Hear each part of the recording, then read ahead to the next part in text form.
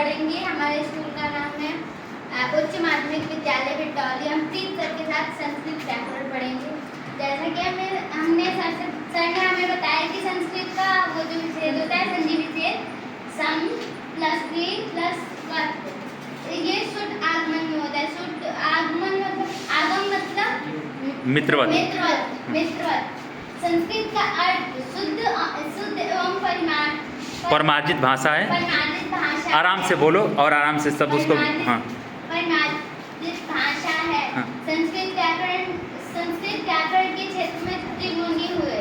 त्रिमुनि जिनका पहला मुनि महर्षि पाणिनि, दूसरे मुनि महर्षि कात्यायन या वररुचि, तीसरे महर्षि पतंजलि।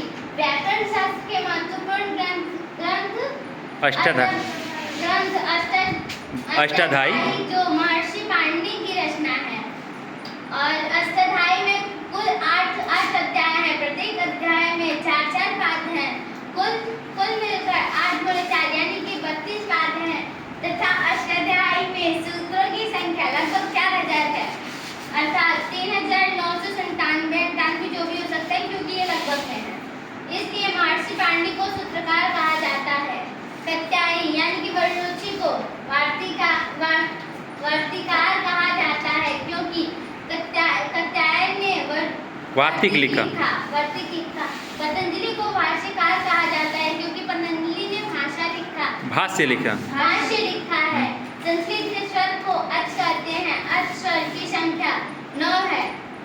संस्कृत में व्यंजन को हल कहते हैं। हल यानी कि व्यंजन की संख्या 33 है। संस्कृत में कुल वर्णों की संख्या 42 है। वेरी गुड, ताली कर दो इसको। संस्कृत का संधि विच्छेद सम कृत कथ शुद्ध का आगम।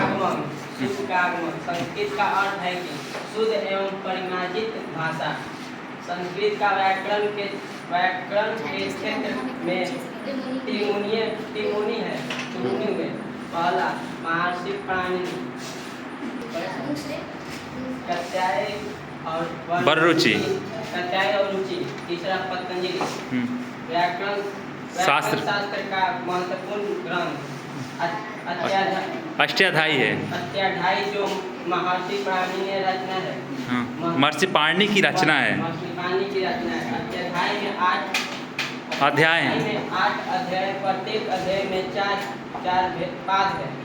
कुल मिलाकर 8 × 4 32 पद है तथा अष्टाध्यायी में सूत्रों की संख्या लगभग 4000 है, अर्थात 3998।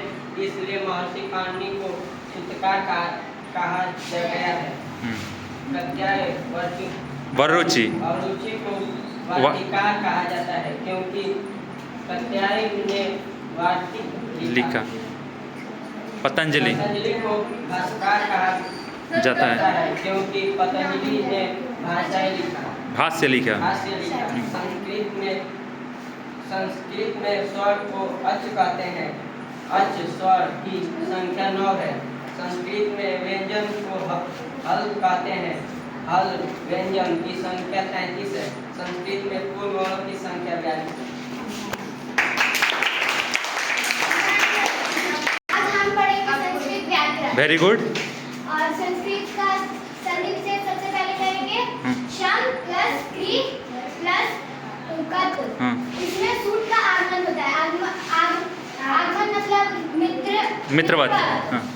और संस्कृत का अर्थ है कि शुद्ध एवं परिमार्जित भाषा। वेरी गुड, बहुत शुद्ध में बोल सकते हैं और आसानी से बोल सकते हैं। संस्कृत व्याकरण के क्षेत्र में त्रिमुनि मतलब 3 मुनि। बहुत सही। पहले थे महर्षि पाणिनि, दूसरे महर्षि कात्यायनी या वररुचि, दोनों का एक ही नाम है, और तीसरे महर्षि पतंजलि। और व्याकरण शास्त्र का महत्वपूर्ण ग्रंथ है अष्टाध्यायी, जो महर्षि पाणिनि की रचना है। इन्होंने ही लिखा था। अष्टाध्यायी में 8 अध्याय है। प्रत्येक अध्याय में 4 पाद है। कुल मिलाकर 8 × 4 मतलब 32 पाद है तथा अष्टाध्यायी में सूत्रों की संख्या लगभग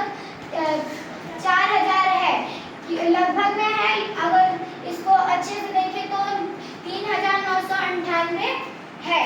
इसलिए महर्षि पाणिनि को सूत्रकार कहते हैं, क्योंकि इस बुक में बस सूत्रों की संख्या, हाँ चलो, कात्यायनी या वरुचि को वार्तिकार कहते हैं, क्योंकि इन्होंने वार्तिक लिखा है। ठीक है, बहुत सही, अपने भाषा में बहुत अच्छे बोल रहे हो। पतंजलि को भाष्यकार कहते हैं, क्योंकि इन्होंने भाष्य लिखा।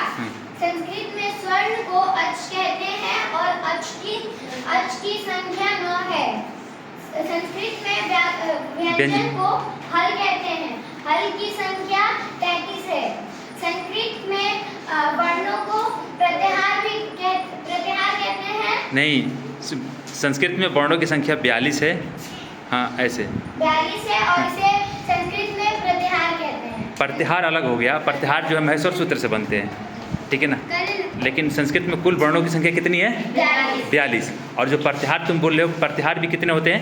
42 होते हैं। लेकिन प्रत्याहार बनते कैसे हैं? महेश्वर सूत्र से, ठीक है ना।